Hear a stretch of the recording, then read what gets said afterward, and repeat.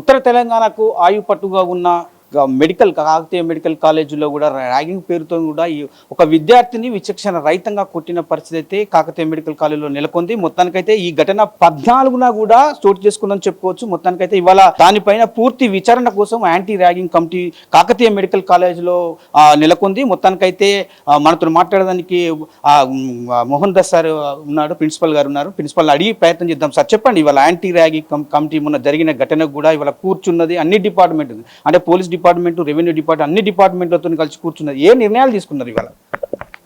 ఒక అన్ని డిపార్ట్మెంట్ వాళ్ళు, అన్ని రకాల సొసైటీ అందరూ మెంబర్స్ కలిసి డీటెయిల్గా ఇన్వాల్వ్ అయిన స్టూడెంట్స్ తోటి, అక్కడున్న మా స్టాఫ్ తోటి అందరిగా ఒపీనియన్ తీసుకొని అందరి దగ్గర స్టేట్మెంట్స్ తీసుకున్నాము. సో దాంట్లో డిసైడ్ చేసింది అంటే 7 స్టూడెంట్స్ మనోహర్ దాంట్లో ఇన్వాల్వ్ అయినట్టుగా కన్ఫర్మ్ అయింది. మాకున్న సీసీటీవీ ఫుటేజ్ కానీ ఎంక్వైరీ పెట్టిన కానీ ఆ 7 ఒక 3 నెలలు అకాడమిక్స్ అటెండ్ కాకుండా 1 year హాస్టల్ నుంచి తీసేయడంగా డెసిషన్ తీసుకున్నారు. మిగతా వాళ్ళు కూడా ఉన్నట్టు సీసీ ఫుటేజ్లో తెలుస్తుంది. వాళ్ళని కూడా ఒక షోకాస్ నోటీస్ ఇచ్చి అసలు కాలేజీలో ఈ బర్త్డే పార్టీలు కానీ ఏమీ చేయడానికి కూడా పర్మిషన్ లేదు, అయినా కానీ మీరు ఎందుకు చేశారు అని షోకాస్ నోటించి వాటి గురించి వివరాలను తీసుకొని వాళ్ళు కూడా దాంట్లో ఏమైనా ఇన్వాల్వ్ అయితే దానికి తగ్గట్టుగా తగిన చర్యలు తీసుకుంటాం. ఓకే సార్, మొత్తానికి ఈ కాలేజీలో కాకతీయ మెడికల్ కాలేజీలో కూడా ఈ ర్యాగింగ్ పాల్పడ్డ 7 పైన మీరు చర్యలు తీసుకున్న పరిస్థితి తెలిసిందే. మరి మొత్తానికైతే వాళ్ళ తల్లిదండ్రులు ఇంటిమేషన్ చేశారా? ముందుగానే ఈ ఇన్సిడెంట్ అయిపోగానే వాళ్ళ పేర్లు తెలుసుకొని మేము తల్లిదండ్రులకు ఇన్ఫార్మ్ చేయడం జరిగిందండి. వాళ్ళకు కూడా అందరికి ఇన్ఫర్మేషన్ వాళ్ళు కూడా వచ్చి కలిశారు. సో ఏదైనా ర్యాగింగ్ కమిటీ డెసిషనే ఫైనల్ అని చెప్పాము. సో ర్యాగింగ్ వాళ్ళందరికీ ఇన్ఫర్మేషన్ ఉంది.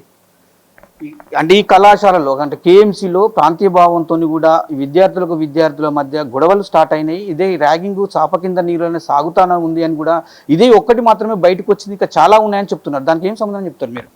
అంటే ప్రాంతీయ విభేదన అనేది రీసెంట్గా స్టార్ట్ అయిందండి. ఇంతకుముందు ఆల్ ఇండియా కోటా ఉండేది కాదు, అంతా మన తెలంగాణ వాళ్ళే ఉండేవాళ్ళు, ఆంధ్ర వాళ్ళు ఉండేవాళ్ళు.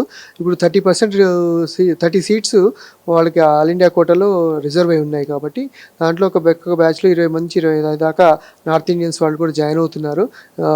వాళ్ళు ఈ మధ్య 3 బ్యాచెస్ నుంచే ఉన్నారు. సో వాళ్ళకి కొంచెము ఎట్లయినా నార్త్ ఇండియా నుండి వచ్చిన తర్వాత కొంచెం సేఫ్టీ అనే ప్రాబ్లము అనిపిస్తున్నట్టుగా ఉంది. అందుకని వాళ్ళందరితో కూడా మాట్లాడి, మీరు ఒకసారి కాకతీయ మెడికల్ కాలేజ్ జాయిన్ అయిన తర్వాత మీరు కూడా కాకతీయ కాలేజ్ స్టూడెంట్స్ కిందకే వస్తారు. ఆంధ్ర, తెలంగాణ, నార్త్, సౌత్ అనే డిఫరెన్స్ ఏం లేదు.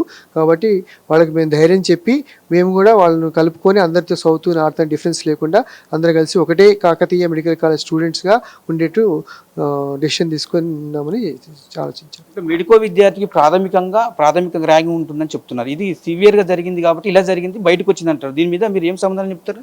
అంటే ఇది మామూలుగా ర్యాగింగ్ అనేది ఫస్ట్ ఇయర్ స్టూడెంట్స్కి అవుతుందండి. వీళ్ళు ఎవరు ఫస్ట్ ఇయర్ స్టూడెంట్స్ కాదు. సెకండ్ ఇయర్, థర్డ్ ఇయర్ మధ్య ఏదైనా చిన్న మాటలతో తోటి స్టార్ట్ అయింది, అది చేతులతో గొడవల దాకా వచ్చింది. సో వాళ్ళు చిన్న కమ్యూనికేషన్ గ్యాప్ తోటి ప్రాబ్లం అయింది.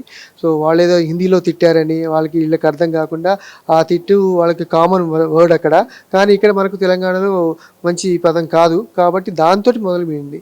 సో ర్యాగింగ్ అనేది ఇక్కడ ఇష్యూ ఏం లేదు. డిస్కషన్లో వాళ్ళు అనుకున్న ఒక మాటకి వ్యతిరేకంగా వేరే కొంచెం మీనింగ్ మన తెలంగాణలో అది మంచి అర్థం కాదు కాబట్టి మన వాళ్ళు కొంచెం రియాక్ట్ అయ్యి గొడవ జరిగింది. చివరిగా చెప్పండి సార్, ఓరల్గా విద్యార్థులకు మీరు చివరిగా ఎలాంటి సూచనలు ఇవ్వబోతున్నారు? సో విద్యార్థులు చెప్పేది ఏంటంటే, ఇది కాకతీయ మెడికల్ కాలేజీలో ఒకసారి జాయిన్ అయిన తర్వాత అందరూ కాకతీయ మెడికల్ కాలేజ్ ఉంటే నార్త్ కానీ సౌత్ కానీ డిఫరెన్షియేషన్ లేదు.